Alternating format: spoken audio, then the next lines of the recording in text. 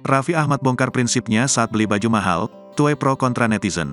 Siapa yang tak kenal dengan sosok Raffi Ahmad? Artis yang dijuluki sebagai Sultan Andara ini dikenal sebagai salah satu selebritis yang punya kekayaan fantastis. Kerap pamer kemewahan di kanal YouTube-nya, Raffi Ahmad justru mengungkap prinsipnya terkait baju mahal. Menurut Raffi Ahmad, ia lebih mahal dari baju yang dipakai.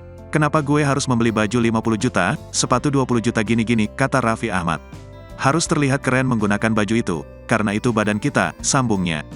Gue lebih mahal men daripada brand itu maksudnya harga diri gue, tambahnya. Maksudnya badan gue lebih mahal dari harga baju itu, lanjutnya. Raffi Ahmad juga menyebut bahwa ia menghargai fashion, tapi tak memaksa membeli pakaian mahal.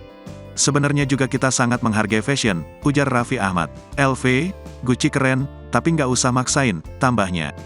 Gue menghargai value harga diri gue, lanjutnya. Netizen pun memberikan komentar pro kontra atas ucapan Raffi Ahmad. Bertolak belakang dengan sang Nagita, tulis netizen. Kalau sekelas Raffi Ahmad pakai baju kaos 100.000 dapat 3 juga pasti dikira mahal. Itu namanya personal branding. Kalau gue make baju 100.000 dapat 3 dibilang miskin.